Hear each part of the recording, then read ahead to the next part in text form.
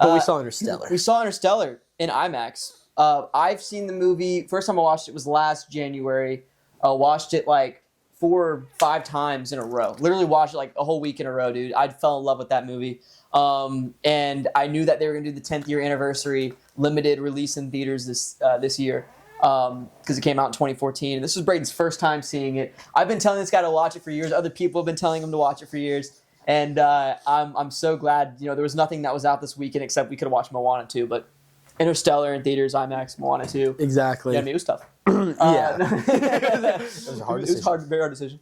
But yeah, no, we went and watched this movie, and I mean, listen, the experience in your house is incredible. You're immersed even in your own home. When you go in IMAX and you have the sound that's just so loud, you have the huge visuals, man. You got Matthew McConaughey, Timothée Chalamet. I mean, it's a phenomenal. Everything's amazing. It's incredible to see Nolan's vision on a big screen like that. But Brayden, what do you think about seeing it in IMAX? I mean, but I'm just gonna kind of talk about my experience seeing it in IMAX. But this is your first time ever seeing the movie. Yeah. What'd you think? So, it's like the best movie of all time, in my opinion. I know that's crazy. I say that a lot. I don't. It's hard for me to be critical about this one, man. Like, Logan knows, we've been watching movies for years now together, and, I've never really gotten emotional. There's maybe, 1 or 2 times I've gotten emotional in a movie, but, I probably cried, 6 different times in this movie alone. And I laughed probably 6 different times, and I was angry, and I was frustrated, and I was scared, and I was shocked. I think what makes me most mad is this movie didn't get nominated for Best Picture. This is insane to me, bro. This is not insane. Best Actor, not Best Picture. Insane. We talked about it. I think it had something to do with Matthew McConaughey winning the year prior for Anne Hathaway didn't even get nominated. It's she was phenomenal. Yeah. Michael Caine was great. Yeah, the cast is insane. Insane. It's unbelievable. The thing is, I've always heard that Interstellar was one of those amazing movies, and everyone has a different take on it. There are some people who don't like it, which I think is weird, really weird. But I've only ever heard overwhelmingly good things about it. So I always wanted to watch it. I never got to it. I never knew why I didn't watch it. But after I heard that we were going to go do this, I heard a few months ago. I told myself I'm not going to watch it. I want to see it in theater, especially in IMAX. I want to immerse myself. And man, from the very first second to the end, you are hooked. It hooks you in with the cast, the story. The music is some of the best music ever in a movie. Hans Zimmer. Yeah, Hans is fantastic. And you guys know I loved Oppenheimer, so this duo, I'm a huge... Or no, that was Ludwig. Hans did Dune. Yeah. Dune's was amazing as well. Yeah, Dune, they're going to probably win Best Soundtrack. Oh, no, they didn't get nominated. I don't know if you saw that. Really? Because I'm so annoyed by it, because they know they would have won. They use pre-recorded tracks or something and, edit them or, morph them or something. That's crazy. It's horrible. Horrible, because they would have won. They would have won. There's so much you could really dive into on every aspect. And I'm a big space guy as well. I love space. Everyone gets that question of, should we explore space or explore the ocean? Because we don't know all of that. I've always been a space guy. I know that sounds crazy. Maybe we should explore everything we have here, but I love space. That's kind of besides acting, that's always been a little, not a passion, but it's cool. I'm interested in it. And well, that line from Matthew McConaughey, humankind was born here, but not meant to die here. Yeah. I was that's a great line. It's a great line. It's awesome. What I said about this movie is I think it's the most personable movie I've ever watched, because you're conflicted with many different things. As a human being, Matthew McConaughey was never satisfied in life, and he always knew he had a greater purpose, so he wanted to do more. But you have that guilt of leaving your children, knowing his wife died, and then you have the kids with all of the hatred, I guess, but the feelings towards him leaving. And then once he's up in space, that battle of we're here alone, and the one guy, the one that ages 23 years. Yeah. He sits there and he's sometimes it gets me a little uncomfortable, we got 4 sheets of aluminum around us and then it's nothingness, and we could die, we'd just die. And then he's well, we're explorers, and it's such a cool line, but it's that moment is so big, because he's so right. Any little wrong thing that separates them, 4 sheets of aluminum separate them from life and death. And then you have the moment where they go down and they think it's going to be a quick trip, and the guy stayed up on the ship and he ages 23 years because the mission went wrong. And that was the turning point of the movie. Yeah. Because, Matthew McConaughey is fighting to get back in time for his daughter. Anne Hathaway's character, even in a little bit of sense, is okay with it because she wants to make it back for her dad. Like, that's not her main reason, but you can tell he sways her in that way. And she wants to complete the mission. So it's like when they get back up, like I told Logan, like one of the best parts of the movie is like Matthew just completely like disassociating himself in that moment and just walking straight past everyone, straight to the logs, and watching his kids grow up through the videos. That's like one of the moments that hit me the hardest. Like I started crying. I was like, dude, I'm like, that is so, as a parent and as a human, as a child, as a human, like those are just, it's like they really made it so conflicting on both ends. Dude, it's gotta be crazy seeing your son just become an Affleck brother. You know what I mean? It's pretty nuts. It's like, what the hell, dude? It's like, bro, you couldn't become Ben. No, it's so funny because like when I saw him come on the screen, I was like, I mean, I guess they look alike. Like it works. It was like, of course they do. It's like, hey, you're becoming Batman slowly. No, I agree. I think that the 23-year age thing, that's like one of the first big moments of conflict introduced. Yeah. And, it's that, because everyone in the theater, you could feel it was like, oh, shit. Yeah. It was a great theater experience. Brayden talked about that, like probably since Endgame, for different reasons. But yeah, you could feel the emotion of the audience. We got a lot of, college kids and stuff and, people with their girlfriends and stuff. And you could tell there was just like a very, very weird thing because something that this film, a big theme, well, there's a lot of themes, and we talked about on the drive home, it was like an hour drive. It really talks about love, and that's why it's a very personable film, is because, the emotion of love, it's very heavily prominent. This film talks about how love, and Anne Hathaway's character talks about this, and how love is the only emotion that can stay strong, millions and light years away. It scientifically doesn't make sense. It doesn't make sense. We can't measure it. We can't describe it. It's something that people that study neurology and stuff, they can't describe that connection that love has, which means it's something bigger than just humankind. Yeah. And it's so funny because that's very symbolic for them doing something bigger than humankind going on this mission. Exactly. This film is just so beautiful. The fact that Christopher Nolan wrote it from scratch with one of his buddies. Insane, bro. That is insane. Unreal. And yeah, this love is something that that I think as actors we're very empathetic people. And we're very sentimental, and it's just such a real emotion that we all have. And this movie makes you have an appreciation for the people you love in life. You know what I mean? Whether it's friends and family, whoever it is. And it's one of those few films that you come out as a better person. You come out as more of with full of gratitude. On that level because of that love that he has for his kids, and love is literally what drives this film. And it's an emotion that we all feel, that we all know, and that's why it's a very relatable movie.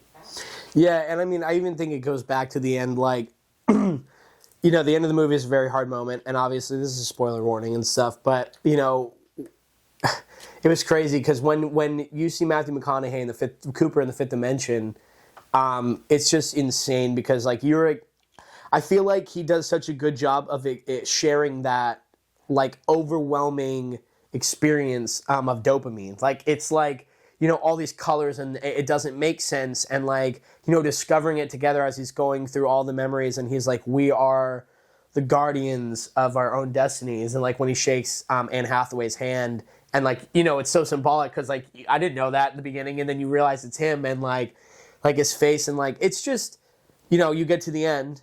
He ejects himself, and I sat there, and my heart dropped, and I was just like, ugh.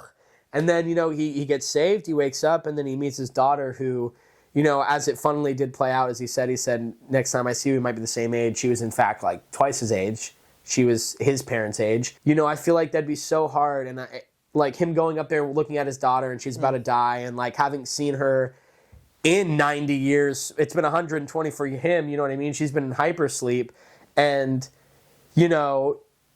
she's hated him this whole time. And I mean, thankfully, there was that moment as an adult where she had that, and what's so crazy, it is the love. It's that blind faith of love that she believed that was her father. She had no proof.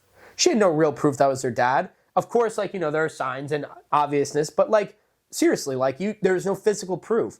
And it was like love that drove it. And in the end, when they saw each other, like it was only love. And like what he needed from her was for her just to say like, it's okay. Like it's okay to go. You know what I mean? Like, well, also the line of what was it? You never lost faith. She says no because my dad. My dad. I was just about to get there, dude. I was quiet sobbing there. I was like, oh god. I was bawling. That gets me every time, dude. And it's so symbolic of the fact that he didn't have to be around for her to be the best dad. You know what I mean? And at the beginning, she feels like he's the worst person ever, but by the end, that is her like hero. And it's insane how he wasn't there, and like. That feeling that you get from him, like, Logan made a great point, like he holds it together so he doesn't cry in front of his daughter. Like, it's on every level a special film. It is an S, A+ in every category across the board. There's nothing negative about it. The worst thing you could say about it is maybe they got, and I'm not a scientist, maybe they got some science stuff wrong. I'm not saying that's true. I'm just saying, like, if there is, that is the worst thing I could think about it. Like, there's genuinely nothing... Yeah, because you're not surviving a black hole. It's scientifically proven that you literally would get stretched. Like, you would just stretch your body. You would just become spaghetti. It's kind of messed up. But yeah, other than that, though, like we were talking about, the big thing about this film that is most appreciated is how scientifically accurate it is. They took years to get scientists on board and people to figure it out. But yeah, there's definitely some inconsistencies there. I mean, this was before we even knew what a black hole looked like and how accurate. It was weird. Yeah, no. But that's what I'm saying, though. It has nothing. If there's anything negative about it, it has nothing to do with the film aspect of it. No. And another thing too, I want to touch on is and there's just so much we could talk about. But the conflict of time is another thing. We talked about the love. That's the biggest love thing. theme, and then time is really important for the obvious reasons. It being the time jumping and whatever. But also, time is something that we can't control. No. And a conflict being something that you can't really resolve in a film makes it just hits you even more because it's something you can relate to. Whenever you watch a Marvel movie and you have, aliens coming down and killing people and destroying buildings, you don't really, there's not a feeling there, right? There's usually other themes or other things maybe with the characters and their character development that you can relate to, which keeps you engaged and involved. But this film, every aspect, every conflict is something you could relate to. And I feel like time is something that it's everyone's fear because we can't control it. Mm-hmm. And they made such an emphasis on that I think when you watch this movie, you just relate to it. And it's scary, but you see your characters almost prevail through it at the end. So it's just it's a beautiful thing. This film just does everything right. And it's a very relatable film. And if you have any kind of empathy at all as a person, which we all do, you're gonna cry in this film. Yeah. I don't cry. I'm just not a crier. This film every single time makes me bawl. It gets you, dude. It gets me, especially at the end with a line of because you're my dad. And there's just so many themes throughout the film with him being a strong dad, not crying in front of his daughter, even though his daughter's like 95 and he's still 50. There's just different things that it's like about manhood, and it's just it's so there's so many different layers of this film that you just keep watching it because every time you watch it, you pick up on new things that you didn't the first time. And I mean, God, dude, I feel like the MVP of this movie is SARS, though. We love that. Yo, love SARS, dude. My brain had to process. Yo, those robots are the coolest things, bro. Coolest things ever. SARS and it wasn't Kane, was it? Not Casey. Casey Affleck's the guy. Something like that. Case. Is it Case? It's Case. It was Case. Yeah. Case. Yeah, no, it's beautiful. I mean, also two more things I want to touch on. The twists in this movie are really well done. They don't seem very like unrealistic or anything. You know, sometimes in movies this is like, oh, here's a plot twist, and you're like, that's not consistent with the story. This film, though, the plot twists play on the themes of time and love. It's so good. Well, and that's what I love about it is because even Anne Hathaway's character was so completely taken back by the Michael Caine. Yeah, like by his betrayal, that it felt like a very human moment. Like you didn't have anyone to blame, and you're already out there, and everything was already over. So it was just like Matthew McConaughey's character did a really good job of just stepping up and being like, well, let's just finish it. Like, let's go home. Like, let's do this, I don't want to jump back, but I do want to jump back. I love the whole thing about you said about the time. Because like you said, to me, like, besides the love stuff, that is, like, the number one thing in this movie. And it is agreeable that, like, everyone, I feel like our worst enemy is time, and we all feel time. Like, that's why that first thing when he was like, I've been here for 23 years. Like, bro, you could literally hear gas. Everyone's like, Oh my God, because that's freaking insane. Like, and you looked at me and you're like, that's longer than both of us have been alive. And I'm like, just waiting on a fucking ship. I've waited for years. Yeah, like it's so insane, funny. Man. And it really is reflective in the sense of how time can affect you from such a young age to the kids and as an older person. And yeah, it's the one thing that you cannot control. And they really do play on that fact. And I really think that's really, like you said, with the love and the time, it's, the one emotion you can't explain and the one thing you can't control. And they put it together. They coincide because it coincides in real life. Yeah, it correlates. 100%. And we never have enough time to do the things we love. You know what I mean? No. And love only grows with time. You meet people you love, and that love will grow with these people, and it'll go down. You know what I mean? And then you got to find new ways to love these people. It's just it coincides beautifully, and Christopher Nolan knew that. Yeah. But yeah, the plot twist was really good. The thing with Matt Damon was great. Man. Yeah, I hate that guy, dude. Literally, Captain Man. I'm thinking of Henry Danger. Yeah, I did too. Just Captain Man. Going back to the love thing, Anne Hathaway's character felt like the love is what drove her to the other guy, right? Who actually was alive, as we, assume, and he also, his planet was habitable. And man said that. He's like, yeah, it's Edmund, right? Or Edmund, I think. Edmund's planet was habitable and was the correct one to go to, which eventually she does go to at the end, and it looks great. It sucks because, I wonder if he died, if they would have went there. Or he died, yeah. You know what I mean? If he would have if they all would have went there, right away, if he would have died. Because he was still making signals, I think, right, when they went to the first one? Or they just stopped? The signals kept going, but he wasn't responding to anything. Yeah. And because of that, they're like, we don't know if he's dead. If they just left the signal on, we don't know. And then the first one was just complete cut off. I think that's what it was. They had good data, but just complete cut off. Yeah, I might be wrong, but I think that's how it went. And then they're like, well, we're getting responses from man, so we need to go to man. That's what it was. Or no, I think it was, no, you know what it was? Is Edmund's thing stopped working, but before it stopped working, he was answering up until the end. And he said it was amazing and it was habitable. And they're like, do we go to a guy who his thing stopped because maybe something caused it to stop? Maybe there's bad storms there or something. And they're like, no, let's go to man. His signal's still going. They went to man. And I don't blame Matthew McConaughey's character. It's like, do you follow this girl that just obviously had a thing with this guy? Do you follow her? That's stupid. I wouldn't do that. You want to trust this is mankind. Yeah. And you want to trust the lead captain of the program that he wouldn't be fibbing. Right. And it's honestly a beautiful way they depict his character because, it shows what that can do to somebody. He was obviously the captain, a good person, you know what I mean? Obviously they knew they weren't coming back, but like he said, he was like, I didn't think I'd get the fucked up planet. And so he just lied his ass off and just, pretended until somebody came for him so he could jump ship. Yep. It's not even like he tried to tell everyone and be honest and just leave. Yeah. At that point he could have been like, yeah, that was the plan the whole time. Let's just go together. Let's get out of here, guys. Yeah. Nah, bro was like, fuck all you and, mass murder and fucking took a ship. It's no, literally, it's insane, dude. His death was great. That jump scare was great. Oh, yeah. One other thing I want to talk about, too, so yeah, all the plot twists were really good. The comedy in this movie is exactly what I base my comedy, my standards on all films. And it's natural comedy. It's comedy that just happens. It's very subtle. And that's what comedy should be. Unless you're doing it's a real Seth moments. Rogen. Yeah, but it's real moments, exactly. Yeah, I get what you're saying. A Will Ferrell movie. Yeah, that's fun. You know what I mean? You're supposed to overdo it. Jim Carrey, overdo it. But it's a very different type of comedy. But I like more dramas and stuff like that. But these one-liners sometimes that just don't make sense, right? It's just not fun. Batman Robin. It's forced.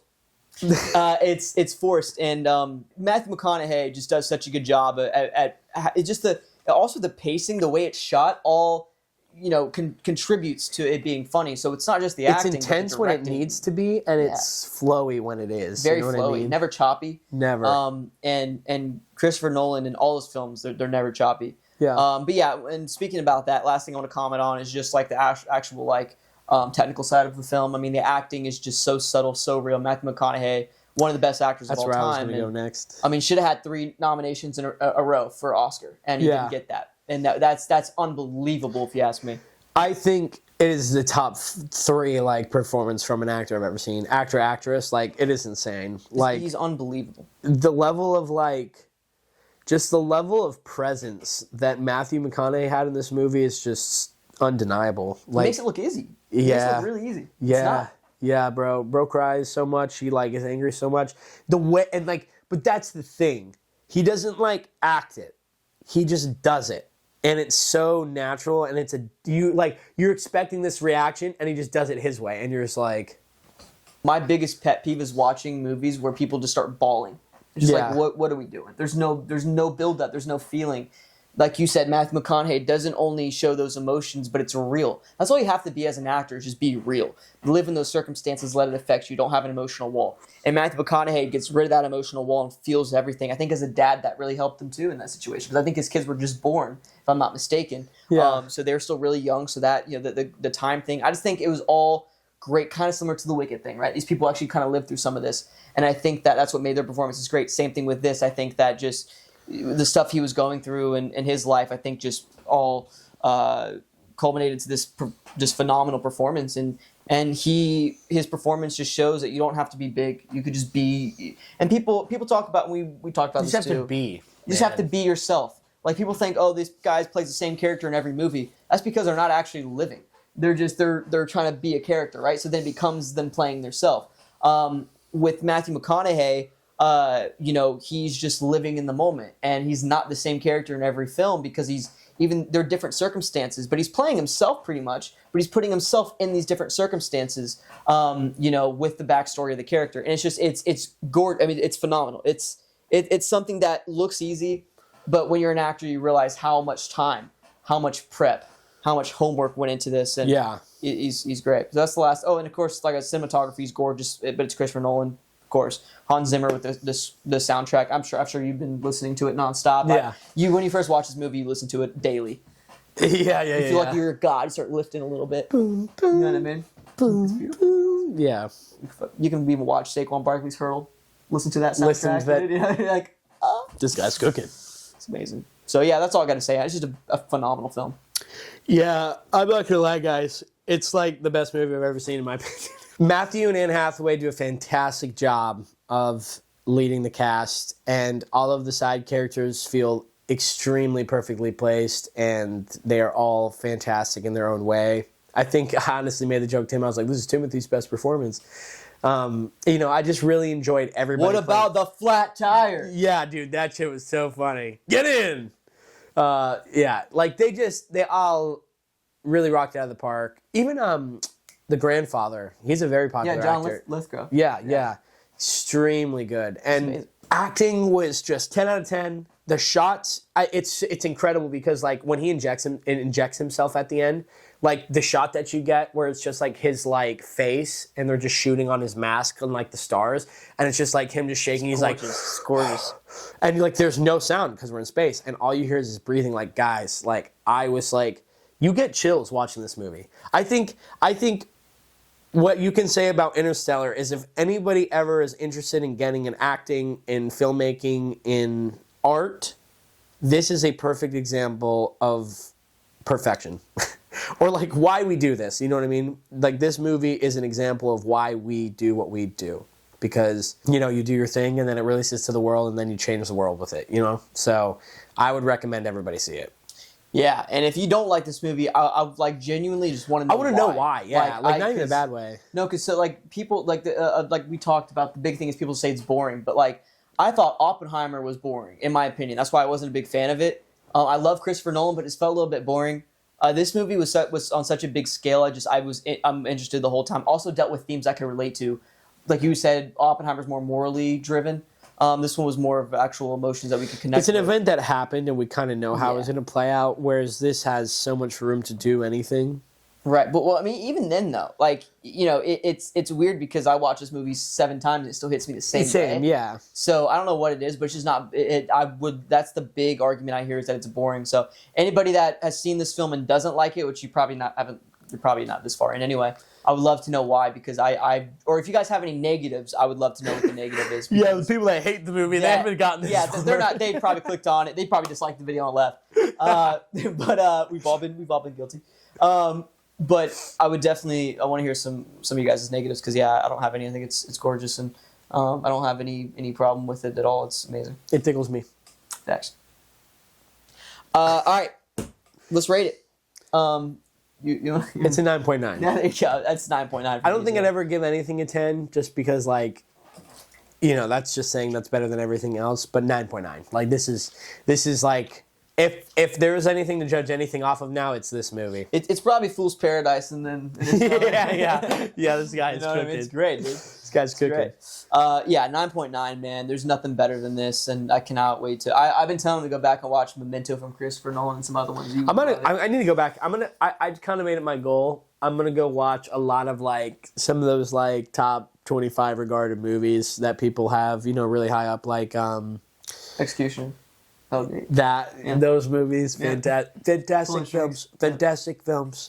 No, what am I trying to say? Like Shutter Island or like Wolf Wall Street, just stuff like that. Like Tarantino movies, Christopher Nolan. A lot of feet. Yeah. Tarantino loves the foot show. I love feet. No, what? Yeah. Oh my god. Tarantino film. No, actually, bro, hold up, guys. Just let me say this last thing. The fact that Christopher Nolan hires Salma Hayek and is like, I'm actually going to be playing the part of the guy who's going to be sucking on your toes while you pour alcohol. You mean Quentin Tarantino? All right, who did I say? Yeah, Christopher Nolan. Yeah. Sorry, Nolan. Christopher into Sorry, Nolan. Sorry, Nolan. Tarantino. I mean, we all would. What the fuck? Dude. We all would, bro. Bro, but he's like, I'm going to be playing the part. She's like, really? You are? And he's like, yeah, I just felt like... when I wrote it, I'd be the best. I'm gonna dap that guy up when I see him. He's like, she's like, didn't you cast me yourself too? Nah. Yeah. Tarantino, we love you. We love you, Tarantino. And feet. We love some feet, dude. Yeah. We love some big toes, dude. Big toes. Jesus. All right. That's going to be it. Definitely let us know your thoughts on Interstellar, man, down below. Like this video, subscribe. You guys are liking these types of videos, so let us know what you guys want to see. If you want the review shorter, if you want them longer, you guys let us know, man. We do what you want. We do what you want. We do what you want. Love y'all, man. Stay safe. Let us know what you want us to review next. We'll catch you on the Flippity Flap.